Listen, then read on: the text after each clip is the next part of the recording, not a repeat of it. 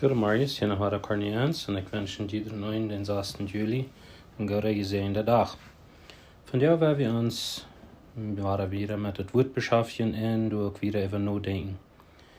Psalm 119, vers 137 en wieder sagt: Herr, du bist recht und dein Wort ist recht. Du hast die Zeugnisse deiner Gerechtigkeit und die Wahrheit hart geboten. Ich habe mich schier zu Tode geeifert, dass meine Widersacher deiner Worte vergessen. Dein Wort ist wohl geläutert und dein Knecht hat es lieb. Ich bin gering und verachtet, ich vergesse aber nicht deiner Befehle.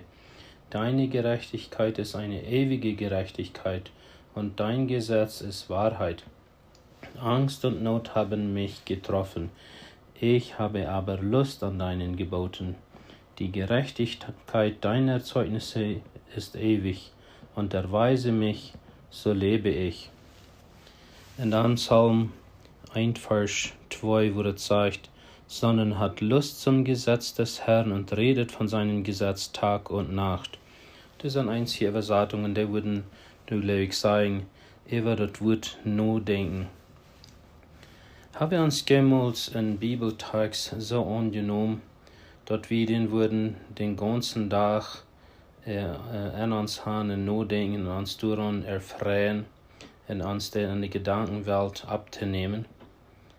Wenn wir das einmal mal würden tun, was würde dann passieren? Was für einen großen Genuss können wir da haben, wenn wir das mal wirklich würden, ein kartet Bibel wird, durch im Tag nachdenken? Ein Bibelutleiher hat mal so gesagt: Ein Mensch, der das Wort Gottes läuft, ein Mensch, der dem Wort Gottes nachdenkt, das zu ergründen, was das sein will, ein Mensch, der einen Kartentext an seine Gedanken abnimmt und ab den seinen Weg nachdenken, das ein Tag und Nacht in seinen Worten bewegt, der wird glücklich sein. So wieviel Mal haben wir in unseren vergangenen Jahren das Wort vielleicht so vielmals oberflächlich gelesen, und doch können wir sagen, wo Gott uns dabei geführt hat, wo wir haben können wissen, wenn wir uns wirklich haben in sein Wort vertieft und sind dadurch danach wiedergekommen. Aber ich glaube, wir sagen uns dabei öfen an, das Wort nachzudenken. In einer Kirche wird mal ein Programm diese Woche abgestellt, mehr über das Wort Gottes nachzudenken. Sie haben 5 Punkte dafür geschrieben. Entweder studiert das Wort.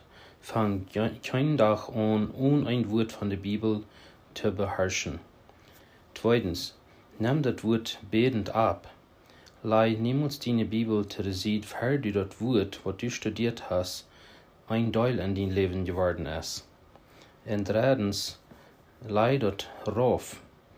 Oder die Gedanken, die Gott dir beim Lesen geschenkt hat, schrieb dir am Rand von der Bibel oder ein Notizenbuch. Viertens, lebe das aus. Lebe die Wahrheit, die du durch das Wort empfangen hast, jede Stunde von den Tag.